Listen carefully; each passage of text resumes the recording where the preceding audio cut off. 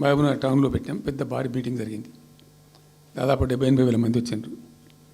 ఆ మీటింగ్లో నాకు బాగా కోపం వచ్చి, ఏమయ్యా చంద్రబాబు నాయుడు, అప్పటికి ఏందంటే కర్ణాటకకి కొంత ముంపు ప్రాంతం ఏమిటి, దురాల ప్రాజెక్టులో ఏంటంటే కొద్ది ముంపు ప్రాంతం కర్ణాటక రాష్ట్రంలో ఉంటుంది. ఒక 13 కోట్ల రూపాయల వరకు కాంపెన్సేషన్ కట్టాల్సి ఉండే, కట్టడు, ₹1 కట్టడు.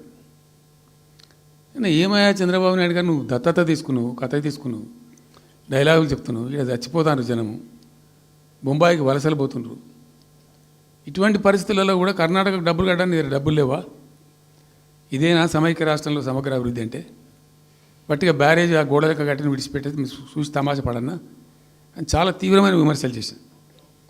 మోకాళ్ళ మీద పరిగెత్తి కట్టిండి చంద్రబాబు నాయుడు. అప్పుడు ఆ కర్ణాటక చెల్లించాల్సిన కంపెన్సేషన్ ఏదైతుందో మోకాళ్ళ మీద ఉరికి నా దాడి తట్టుకోలేక కంటిన్యూగా పెట్టిన.